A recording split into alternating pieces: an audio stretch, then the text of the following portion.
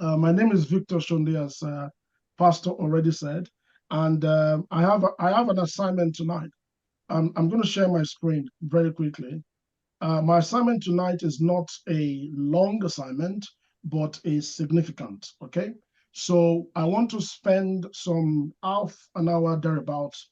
I have tried as much as possible to condense this type of material that I normally would go through maybe in a 3 hour or a half a day or a day's workshop. I've tried to condense it into like a conversation for 30 minutes because I really want everybody to get the most out of this session tonight, and I want us to have some time for questions and answers. Okay. Um, can you see my screen, by the way? I'm sharing my screen on the other monitor if it's Yes, visible. All right, yes. fantastic. Fantastic. So that's me. My name is Victor. As Pastor said, I'm a trainer, I'm a coach, I'm a consultant. I wear multiple hats, but the predominant hat that I wear is that of a chief product officer at Joy Momentum. Joy Momentum is an organization that God has helped us to birth less than a year ago, actually, out of multiple experiences that we have had working with different organizations and different individuals over the years, training so many people in different areas across multiple industries. And just to give you a snippet, if you look on the screen, you will see a link at the bottom there. You will know why I've put in this first once we get into the conversation in a minute. That is my LinkedIn URL. So if you are a LinkedIn user, you can connect with me straight away on LinkedIn. Well, when I say connect, you can't connect with me. You can follow me on LinkedIn. I've reached my maximum number of connections on LinkedIn. So LinkedIn will let me accept new requests, but you can follow me so you can see everything that I share on LinkedIn going forward. If you're not on LinkedIn, don't worry. Search me out on TikTok or any other platform, the same name. You can follow my journey and you'll be able to see what it is that I do. Um, Tonight, I want to talk about something super important. And the topic I'm sharing tonight is on navigating career and business opportunities in the United Kingdom. There is a background and the context to this, and let me just quickly give you that.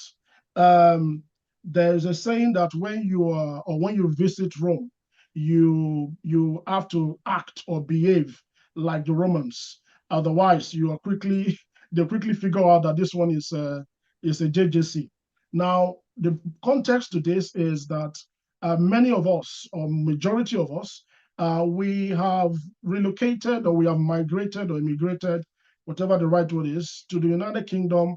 And we have come here to settle, live our lives, raise our children, raise a family, and most importantly, build an economy for ourselves and for our children, potentially leave a legacy, for our next generation. And in order for us to be able to achieve a lot of these goals and objectives and desires and dreams that we have set for ourselves, it is super important that we understand how to walk the talk and how to make sure that we can navigate and achieve those things, especially in this side of the world. There is a very important need for people that have moved, especially from maybe Africa or I don't know, Asia. You've come to the United Kingdom. There's a need to learn and unlearn and relearn so many things. So what I'm going to be doing tonight, some of them maybe you already know, some of them you're familiar with, but I will try as much as possible to give you some practical tips over the next 15, 20 minutes. And I will share some real life scenarios and examples of how these tips or these ideas can be um, practicalized. Let me put it that way. Okay, so follow me, and if you have questions, please write your questions down. I want to do my best to get through the material. If there is a need for people to access the material, I can send a PDF much later, and you can go through it at your own pace. But just follow me and write your questions down, please, because what I have found in these conversations is that, of course, there are issues that are very generic, but the way these issues affect each individual is different. Everybody's scenario is super unique, that you almost need to have separate conversations with each individual to be able to help them navigate and help them find a lasting solution to whatever the challenge is. The first thing I want to talk to you tonight about, uh, before I go into this, I hope we are all clear that there's a difference between the decision between your job and your career. Let me rewind. Let me say that first. I hope people understand there's a difference. So if you don't, your job is not necessarily your career. Yeah, your career is something that you are God given, your purpose, your desire, something that you care about, something that you enjoy doing, something that is long lasting. You can almost call it your calling, right? The fact that I am working in the bank today does not mean that banking is my career, right? Banking is a job that I'm doing right now. Am I making sense? So let's establish that first. So what I'm going to be talking tonight about is I'm talking about how you navigate, whether you're doing a job at the moment, you're looking for a job, or you're trying to set up the business, or you're trying to start a job, whatever it is, your job should be in alignment with your career. Your job is taking you to your career goal. So the first thing I want to talk about is importance of understanding and knowing the landscape. The landscape in the United Kingdom is not the same thing as Nigeria. It's not the same thing as Ghana. It's not the same thing as Namibia. What is the landscape in the UK? If you are working as a nurse or a medical doctor or a banker or as whatever it is you're doing in Nigeria, if you want to work in that same field in the UK, you need to understand how and what are the requirements for me to be able to fit into this new space, into this new world, into this new terrain, because the requirements are not going to be the same. Now, many people still think that, oh, I mean, as you can imagine, I coach and I speak to so many people on a daily basis. There's so many people going through our career coaching, mentoring program on a daily from all over the world, right? So some of these things that I see and I hear people talk about, I realize is number one, due to a lack of understanding. You need to be able to research. You need to be able to find out what are these in-demand sectors. I'll give you an example. Somebody just arrived in the UK 6 months ago, right? And when she was working in Nigeria as, I think, a business development manager, okay? And when she came into the UK, she said, oh, she's looking for work. And she was adjusting her CV and she was applying for work in sales or business development and all that type of stuff. And I said to her, young lady, why don't you take a break? Why don't you understand, first off, the companies that you're applying to, all these roles you're applying to, how much in demand do you think business development manager is in this UK, right? How much in demand? Talk less of, number one, how much in demand? And secondly, how much in demand will your skill set and your own experience be for somebody who has never worked as a business development manager before in the UK? Do you think your CV will even rise to the top of the chain? I doubt it.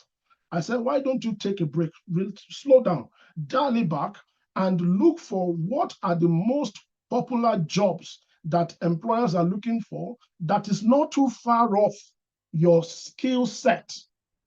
Guess what she found? Customer service. I said, start from there. That was my advice. Start from there. Adjust your CV, tone it down, maybe senior customer service agent or customer service advisor or insurance advisor, those or claims advisor. Those are roles that are always in demand because this economy in this country, those are the kind of things that sell the most. Adjust your CV to that and you'll be able to land the job. And she was able to get a job, right, as a customer service advisor. Although she lost that job a couple of months after. But the point is, it's important that you research what are the in-demand sectors and then identify what is needed to be able to enter those in-demand sectors. If you do not know, ask. Now, let me say this before I go to my next point, which is about taking stock. The people that you associate yourself with, right? The people, your network, your circle that you associate yourself with will determine the extent of your success as it concerns your career and your business. I'll repeat myself. Your circle of influence, the people that you associate yourself with, when it comes to your career and your business, the people there, their mindset, their thinking, the conversations you have determines to a great extent the amount of success you will have or you will make in your career and business, right? A personal experience. I never wanted to come to the UK. I had like 2, 3 years delay back and forth with my wife, saying, no, I'm doing well, back home in Nigeria. I was a consultant working for one of the top consulting businesses in the world, and I was doing okay. I was building a career and I was building a business, right? I thought, there's no point. I'm not coming here. Everything I hear about people doing in the UK is odd jobs. I don't want to do any odd job, right? Eventually, I got arrested. God had a way. I'm in the UK. Guess what? Because of the conversations I was involved with within the time I decided to stay in the UK, I got my first job in the UK within 2 weeks of me being in this country. Why? Because the kind of people I was talking to, my friend, old secondary school mates who just learned that, oh, this guy decided to stay in the UK. He called me first and said, mate, what you need to do first, go and get your NI. Second thing, go open a bank account. Third thing, apply for professional driving license. It just gave me like a checklist like that. Boom, boom, boom, boom, boom. In fact, by the time I got the job, I didn't have my NI. So I had to call the HMRC to send me a copy of a letter of my NI because the letter, I got a letter for my NI. I don't have anything to show my NI other than that letter. Just to give you an idea that the people you associate with is important. So if you are in a circle of people that are not really in alignment with where you're going, I think one of the things you want to take away from here is to start auditing your circle of influence. Start checking the people that you're spending time with. Are they going where I'm going? That's important. So to my next point, you need to take stock of your current skills. Now, this is super important as well. A lot of people make the mistake of thinking that because I did this kind of job, or I don't have an experience, or this job title or whatever it is so I don't have it. That means I'm most likely not to be considered. Let me say this to you, and this is how I explain it in my own very, very layman or simple terms. Don't let job titles deceive you. I'll say that again. The title of the job does not mean you cannot do the job. Am I making sense? So don't restrict yourself 2 ways. Don't restrict yourself to, if you are called a client acquisition manager or you are called HR analyst in your job role, you will realize that what you're doing does not really differ from what a business analyst is actually doing. Just that they have titled your own job HR analyst. Am I making sense? Right? So don't let job titles restrict your mind to think that because they have called something one big name or one big job title, that means that because I've never had a job title like that, or I've never worked in a place where they gave me that job title, that means I can't work there. That is a big misconception. Am I making sense? In fact, especially in the UK, many organizations create job titles and job portfolio according to their needs, not according to so there's no industry or regulation that says that this is. I'll give you an example. In IT, I work in technology, right? In IT, we have like a role that is called, maybe for example, a delivery manager. You know what? A delivery manager, a project manager, a scrum master, a delivery lead, what else do they call them? Agile, whatever. Do you know they all do the same thing? They all do, in fact, they do the same thing every day. No difference. But when the job is advertised, it can either be advertised. Some companies, if that is if they follow Scrum, they will advertise it as Scrum Master. Some companies, if they don't believe that Scrum is the only way they want to work, they will advertise it as Delivery Manager. Another company will advertise it as Project Manager. But when you go into the job description itself and you see what is required to do the job, it's the same thing. So if you have experience as a project manager before, right? When you come into a system like this and you see roles that say delivery manager, you can almost get confused and think, oh no, I'm not delivery manager, I'm a project manager. Am I making sense? So it's important that you don't allow the job titles to restrict you. What you focus on are your transferable skills, right? And I tell people this when you're looking for work, especially in the UK, they believe so much in this part of the world in work experience. Okay, work experience is the entry criteria, right? And that work experience has to be UK work experience, right? So imagine somebody who is just come from Nigeria. How do you have to prove to somebody, to an employer, that I have UK work experience, right? Even though you know that everything in the job you can do. But the reason why they are disqualifying you is because you do not have UK work experience, right? So you need to start thinking about, how do I convert all my experience and all my knowledge into this new economy in a way that I can sell myself to a recruiter or to a hiring manager. So take stock, for example, your presentation skills, your communication skills, your art skills, your soft skills.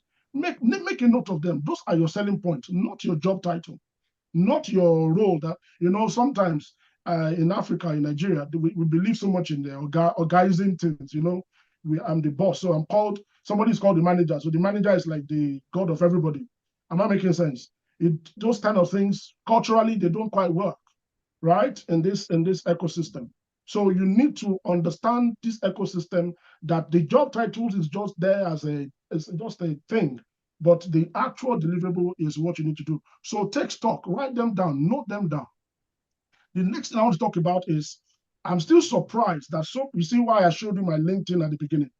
I'm still surprised when I see professionals or people who are looking for work and they tell me that they are not on LinkedIn. I don't understand it. Honestly, there's no, if no matter the kind of work you're doing, right? And I don't buy the idea of, oh, I am not a tech person, though I don't need to be on. Please, if even if you are doing business, if you are not on LinkedIn, I don't know what kind of business you are doing, right? Because your customers are on LinkedIn. They are making buying decisions and selling decisions on LinkedIn. Those are where that is the corporate marketplace.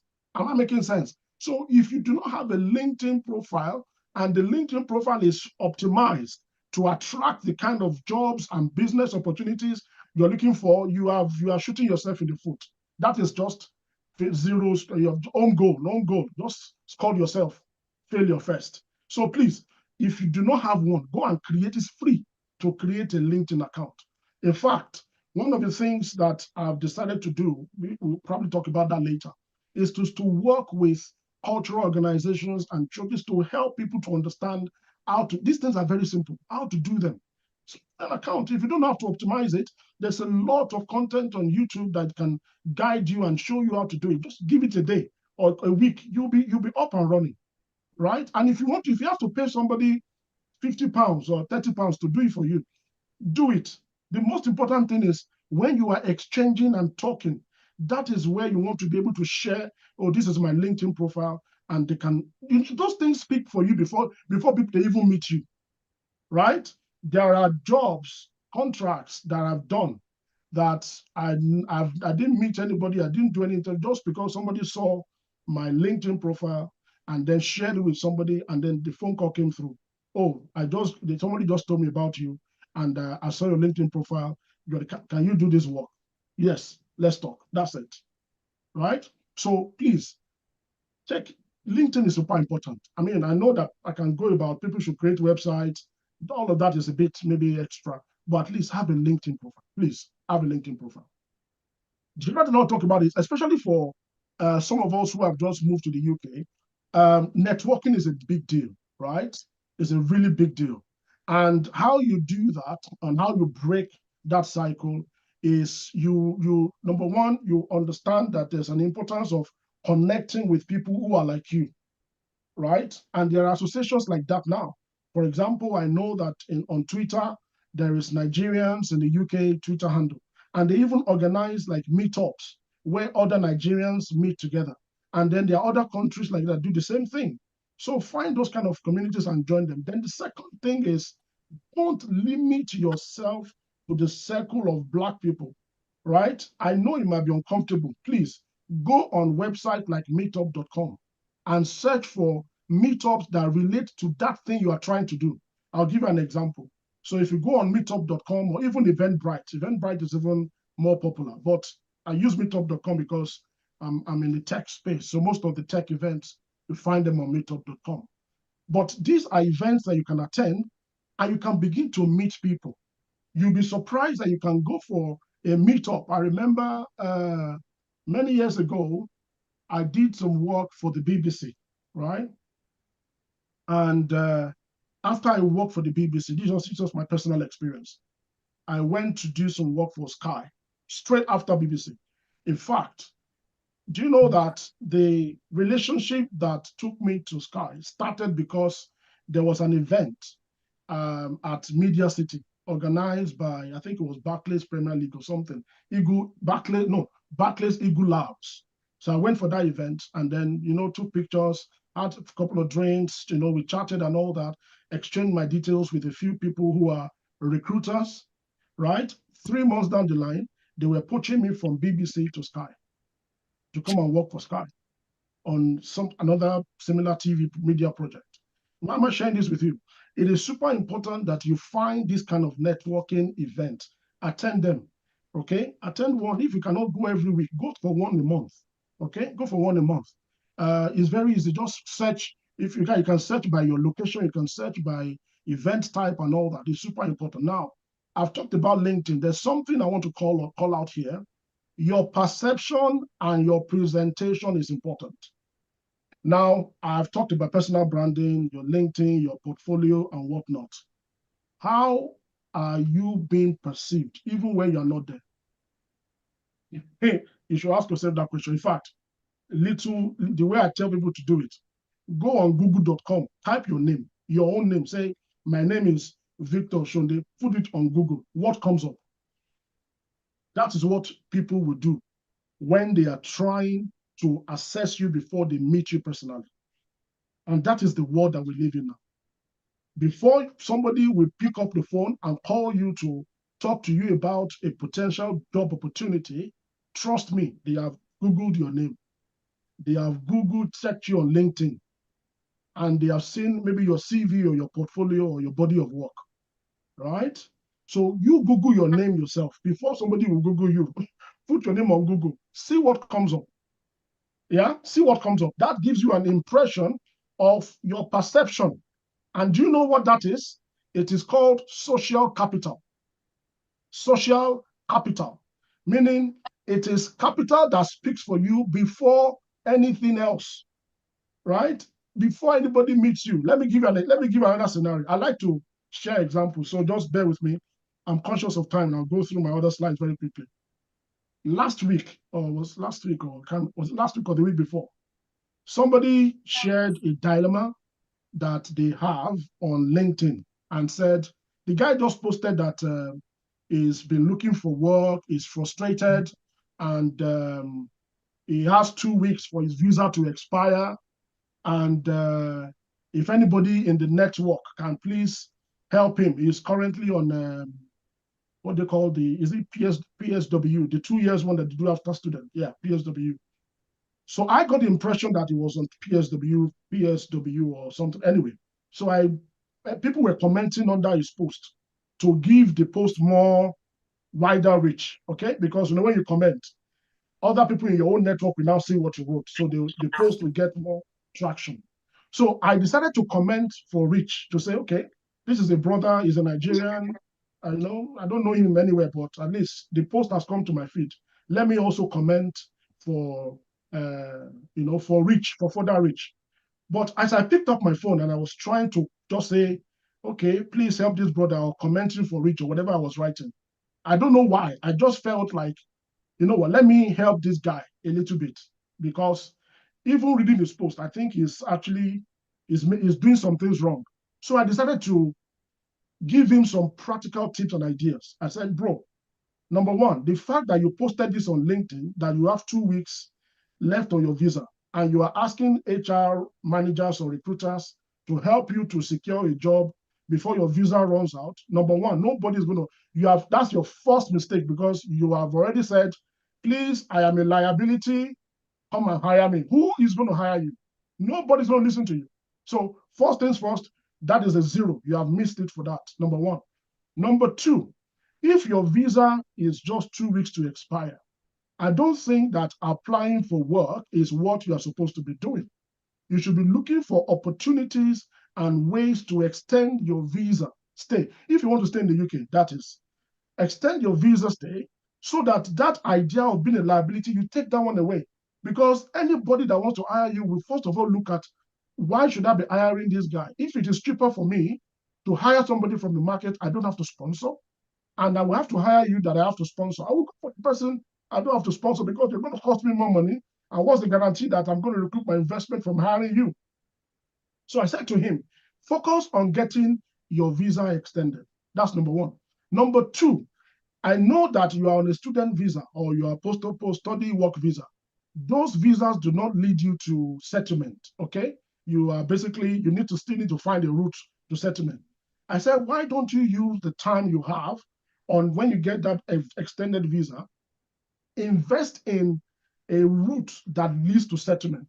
For example, you can do business, you can go for the global talent visa. Those ones take you directly to settlement. And even if an employer will hire you, you have increased your value by going out of that student and the post-study work route, because they know that that means if I hire you today, I know that in 2 years' time, you are either going to be leaving me out of no choice, or I have to find a way to keep you at my own expense. I don't know if I'm making sense. So I just gave him some of these. I gave him some of these practical tips. And guess what happened? On my comment, listen, on my comment on his post, right? That's how I started getting barrage of messages. People were messaging under my comment to say, this is good. This is the best advice. In fact, if you don't take anything from this message that you post, this one, God has sent this person to you. This person is your angel. This person has, guess what happened after that? I started receiving a lot of hits on my LinkedIn profile. In fact, over 10,000 people viewed my profile as a result of that single comment I made, just to advise somebody that did. Am I making sense to you? Yeah. Right? This is the power of perception. I have received invitations. I can't receive connections again, like I said, on LinkedIn. So I just tell them to follow me.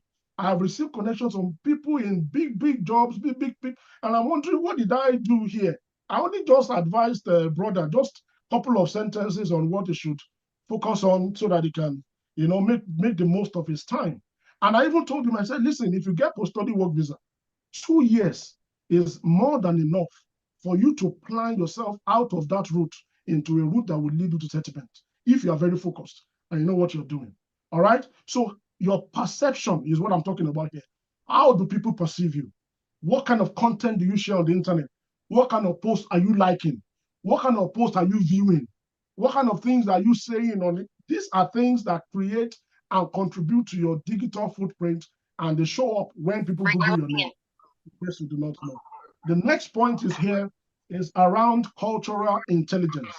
Have you seen a lot of job rejection when they say unfortunately, unfortunately?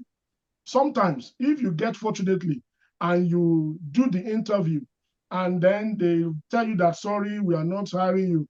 Do you know have you seen one of the popular reasons they will say cultural fit? Have you heard that before? Anybody familiar with that terminology? They will say the reason why they say culturally fit. Guess what they are talking about, right? That is a nice way. That's just a branded way for them to tell you that they don't think that culturally you will be able to blend and work with the people that they want you to work with if they hire you. Am I making sense? So yeah. How do you overcome this? you need to understand, number one, what is the work culture in the UK, right? What are the communication styles in the workplace, right? What kind of jokes what kind of joke can I make?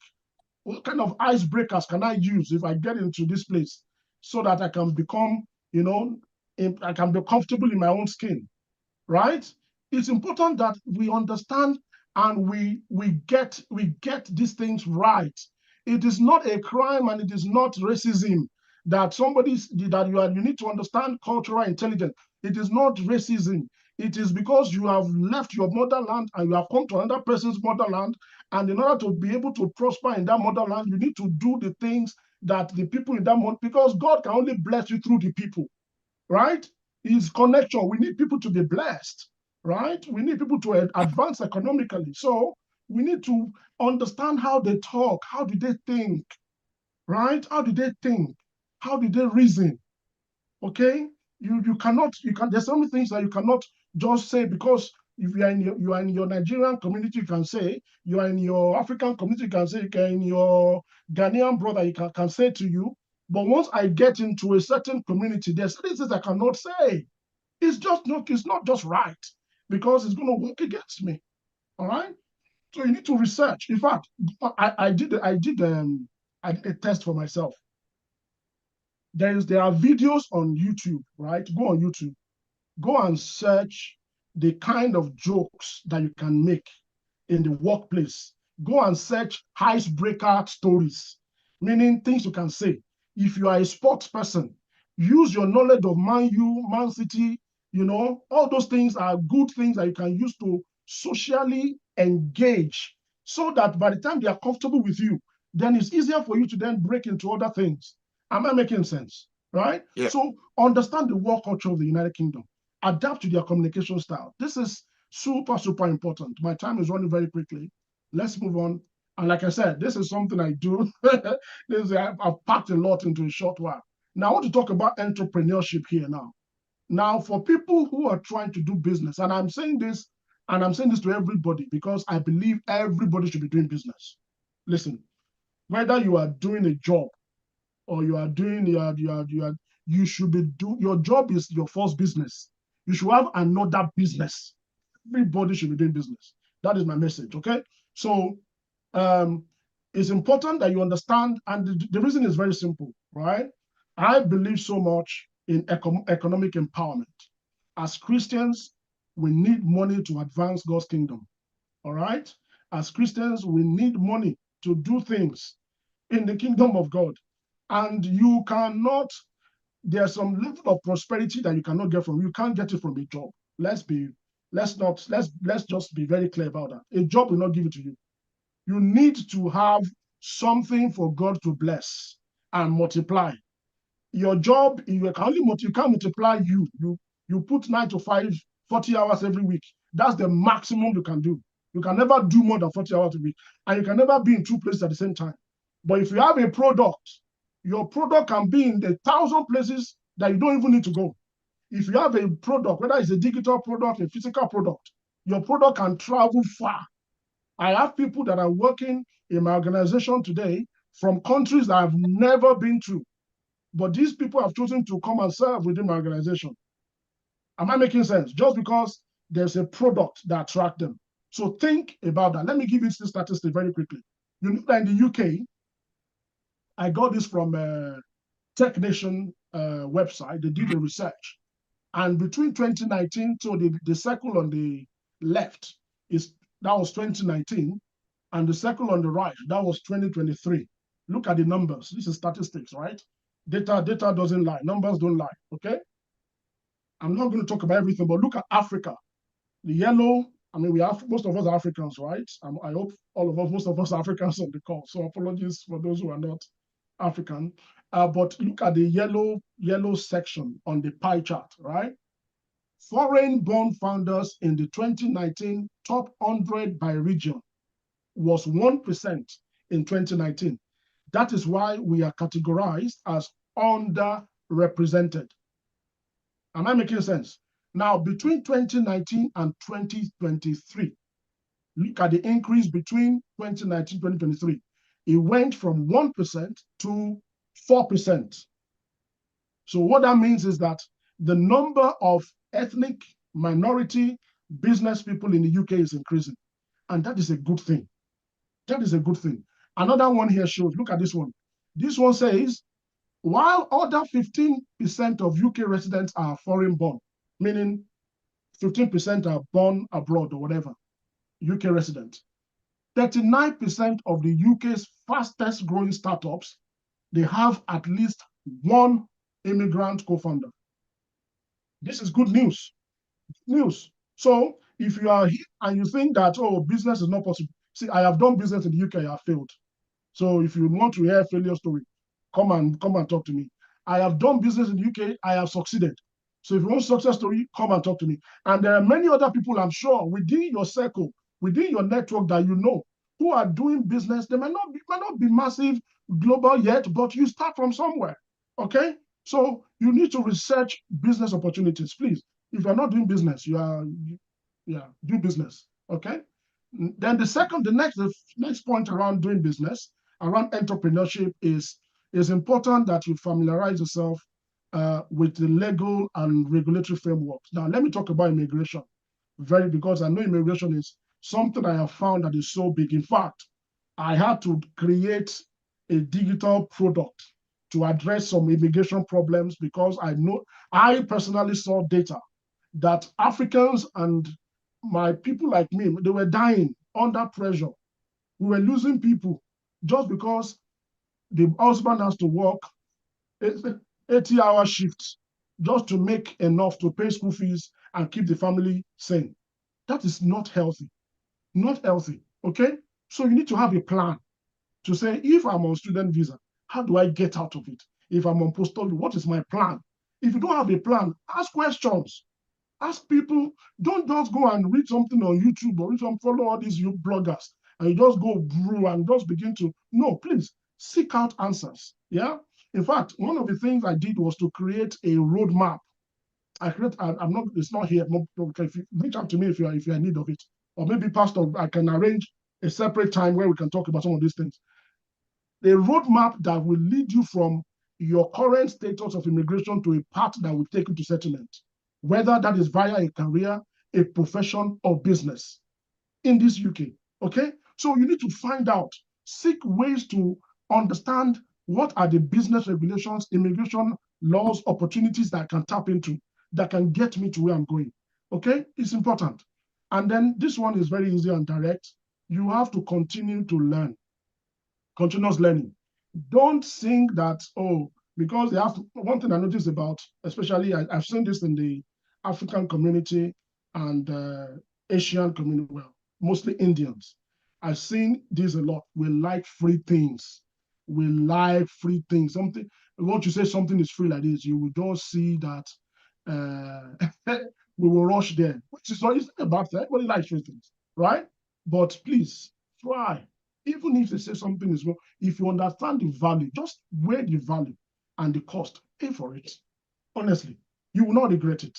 I have paid for things that was uncomfortable, but the outcome of it, I realized that I wish I had paid that money earlier.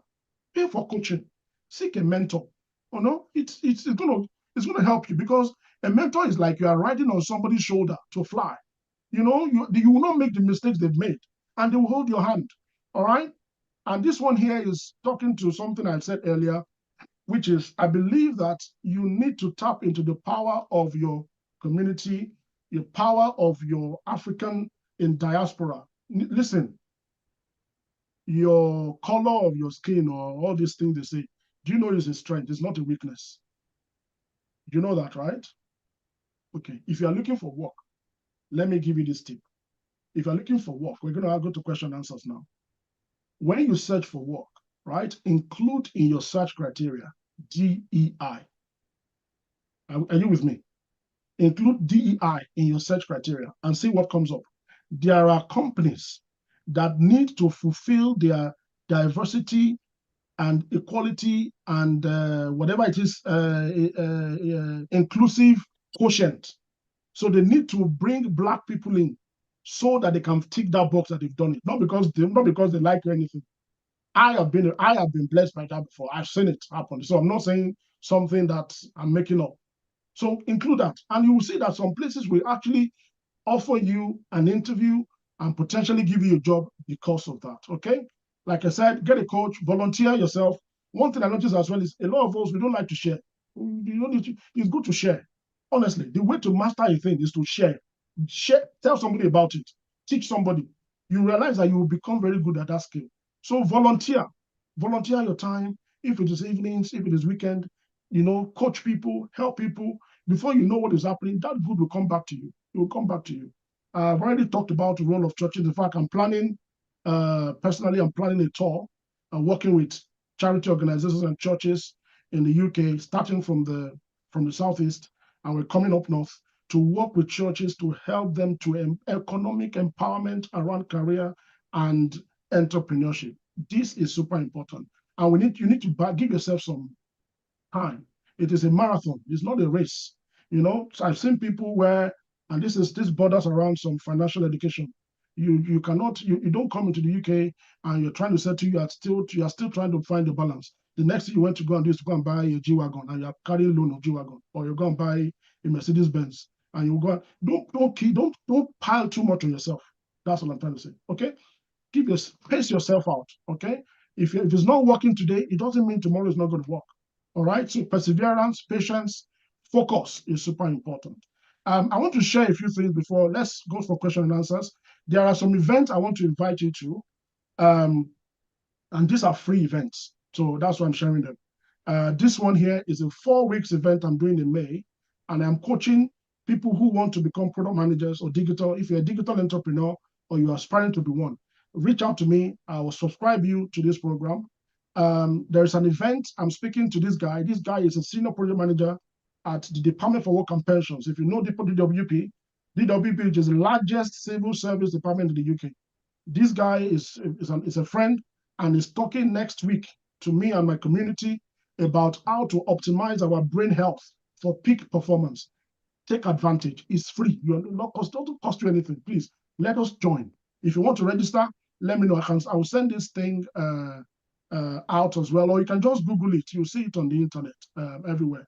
This is a CAP program, and then there's one here this is for people in Nigeria. I'm giving 10 slots of my mentorship away, and I'm giving it to women, only women, and these women have to be based in Africa. So if you know an African lady who needs exposure, who needs coaching and handholding, please send them my way. I have 10 slots available, and there's a form they need to fill, and I'm choosing the top 10, and they're going to be working with me throughout the month of May. Thank you. Please let us ask questions. I'll pause now, and I want to speak to specific things. If there's anything that I have shared in this conversation tonight, I know I've gone through a lot very, very quickly. So please, let me. I want to take specific questions from different people. Thank you. Thank you so much, Bro Victor. Sister Ruby, can you coordinate this question session? Thank you so much. Wow, I can see comments. People are really appreciative. Thank you so much, Brother Victor. That was such a rich session. God bless you so much. Please, if we have any questions, can we please show by raise of hands, and then I will look through the people here on Zoom. I'm going to also check our YouTube. We have a lot of people watching via YouTube as well, to see if there are any questions from YouTube. If we have any questions, please, let's ask. People are still praying for you. May God bless you richly, Bro Victor. You've been a blessing as always. Amen. Thank you so much. I'll take a moment to read some of the...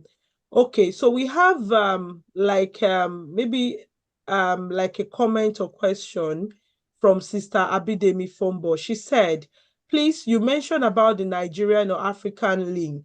Is it possible to let them know that it is wrong to use their mobile phones at work, whether they are cleaners or not? Also to get earpieces to use with their mobile phones, and not to put it on speaker, especially when they're watching videos or listening to music on public transport.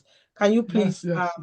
shed some light That on can be it can be irritating, and I think unfortunately some people are not self-conscious. Let me put it that way, and it's not due to their fault, or it's just who they are. Um, so you find somebody walking in the hallway, you are walking in an open space, and then when they call you, your phone is having a ringtone of lagbaja, da da da da da on the phone. It's embarrassing. Okay, it's embarrassing. The right thing to do is to put your phone on vibration at least if you don't want to miss a call. And when you're at work, okay, you put your phone on vibration and then you can pick your call. And when you want to speak on the phone, the right thing to do is to find a quiet place to have your conversation, your private conversation. These are some of the etiquettes that I mentioned that you can learn about all of these things, a lot of them very easily on the internet. You don't need to pay for some of them, or you can even buy a course on some of these things. Go to a private place and have your conversation. If there's no private place, go to the toilet or go to the lobby or find a spot to have your conversation, and then come back to your work. Okay. And then when you're having your conversation, I know the mentality is that I'm doing my work. Uh, I don't want to I don't want to waste time talking on the phone. So I want to do two things at the same time. But it doesn't quite work like that, because imagine that your manager is there. You now go away to go and have a conversation with your daughter or your wife or your auntie from Nigeria, and you're speaking your local language and very loud. It's not good. It's not good. So I've seen people do it a lot. It doesn't make it right. So please put your phone, like the question person said, put your phone on vibration or just get a earpiece. They are even wireless earpiece these days. I don't even have to carry wire around. It's very cheap. Buy them on Amazon, £20. Put it on your ear and have your conversation as you're doing your work. Okay? Thank you very So this much, is very, very Brother important. Victor.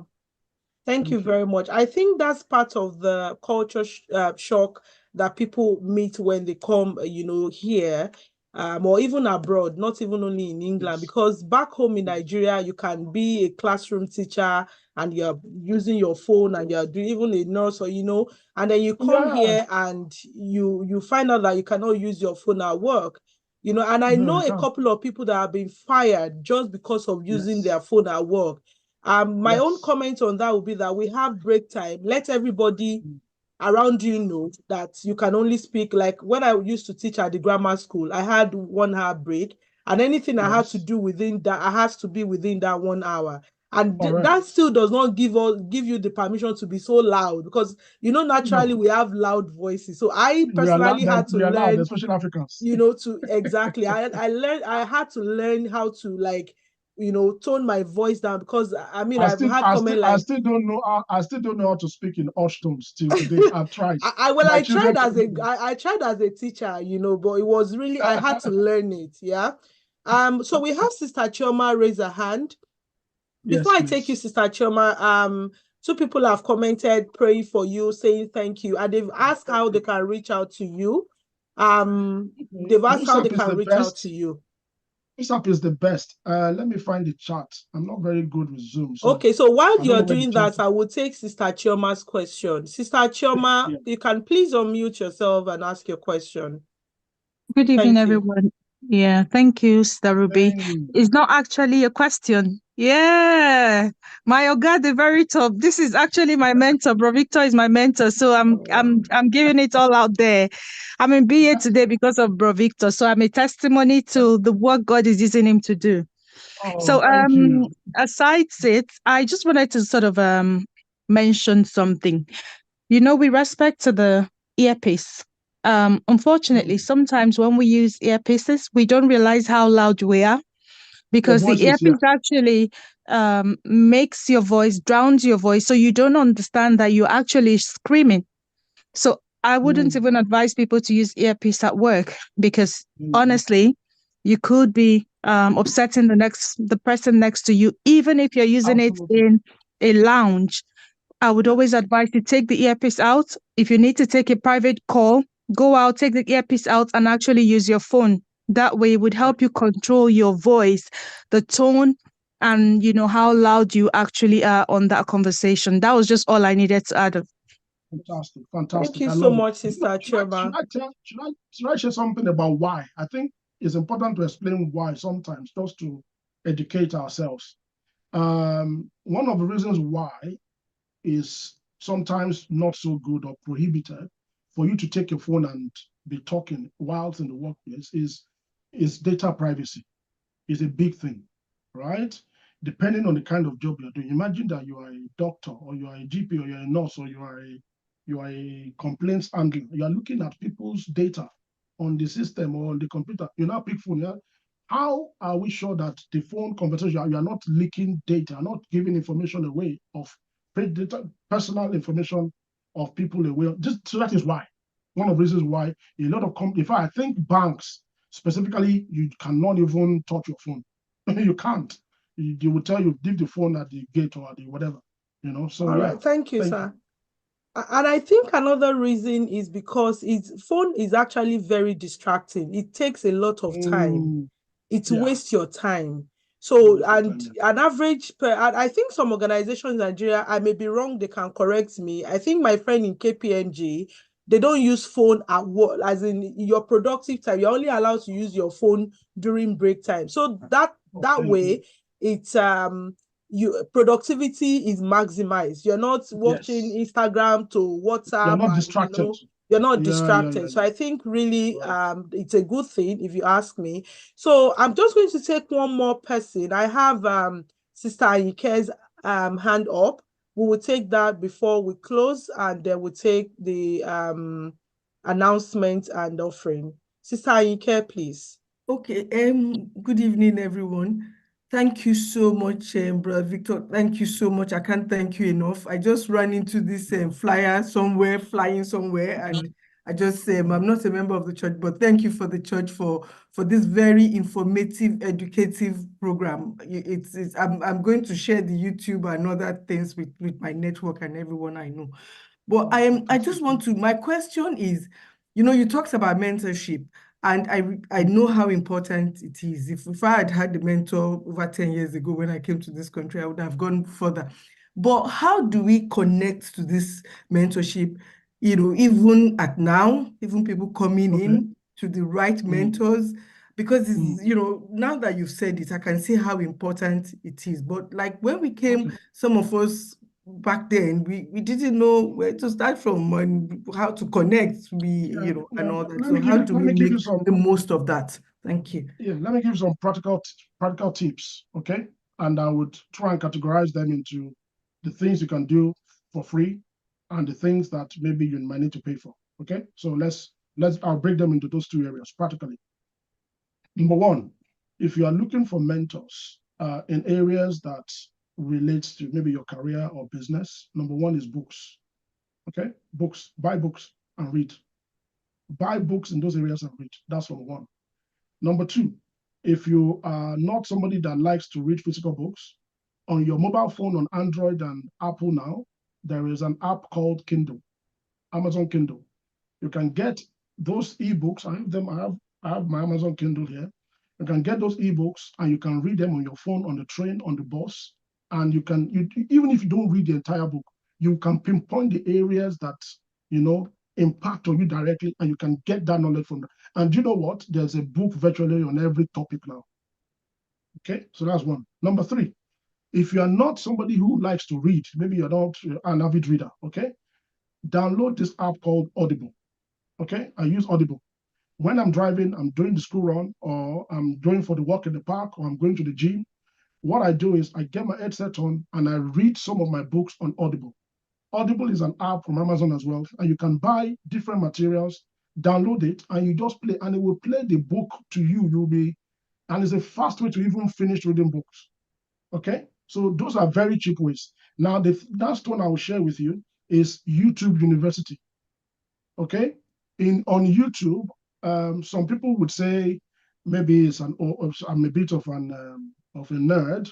I pay for my YouTube. I don't have a free YouTube, so I pay. I think I don't know, £15, something like that. So on my YouTube, I don't get advertisement, because I think one of the reasons why a lot of people don't understand the power of YouTube is because, you know, when you play a video, it will play advert, like 3 adverts before you watch a 15 minutes video. That's how they are making money. So pay them the money and you don't get any advert on your YouTube. And guess what? You get premium YouTube that is more than the YouTube that everybody is using. There are some features on my own YouTube that when my wife or my children want to do certain things, they want to come and use my YouTube, because my YouTube is a premium version. Okay, so get the premium version YouTube, and you'll be surprised that you can get so much content on different topics that people are sharing in relation to that thing, and you can find mentors from there. Now, let's now talk about paid ones very quickly. I'm conscious of time. Okay, on paid ones, you can actually go for coaching, search for coaches. Okay, let me give you an example. I'm a coach. The program that I run, right, in my organization is £5,000, right? My career coaching and entrepreneurship coaching program is £5,000. Okay. Now, where did I start from? Of course, there were days I was doing training for £500, £400, but I then realized very quickly that what I was doing was not really what people were looking for. What I was doing was training, but people were looking for work. So people will go and pay £500 for training. After they've done the training, they've written the exam, they have the CV, they will apply for the work, and the company will say, you don't have any work experience. So I said, no, it doesn't work like that. I wanted to create products. I didn't want to talk to investors to give me money, because I don't want anybody to bring down my neck for investment and whatnot. So I said, okay, since I do it for organizations anyway, I created my own product. I embedded my coaching product into my product development organization. And I tell somebody to say, come and pay me £5,000 to gain work experience working with me for 6 months to 1 year. That work experience is not work experience that is going to be different if you work with me, or my company rather, when I say not me directly, but within my organization, or you go and work with British Telecom or BBC. It's the same thing. You get standard, the same experience, same exposure, everything the same, right? Guess what I did? We now said, okay, a lot of people cannot pay £5,000, right? Okay, let's give it for free. We give it a £5,000 program for free, and the applications started coming from all over the world, right? What does that mean?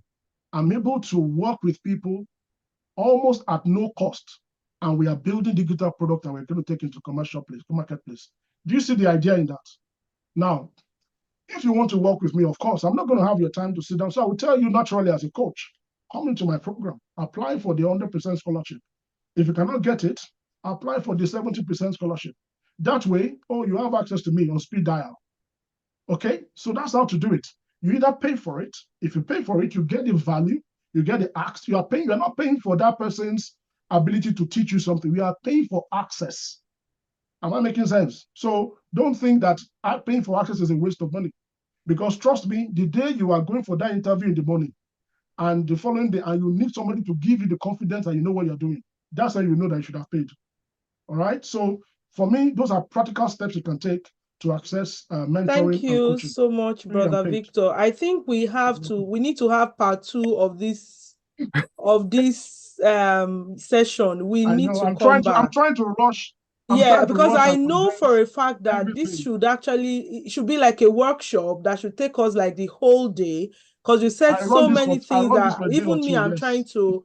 There are so many questions here. I don't know if I can see your WhatsApp number. I've taken note of it. Is it okay to share with people that are asking to reach out to you, sir? It's a work number. So yeah, definitely. Please. Okay, sir.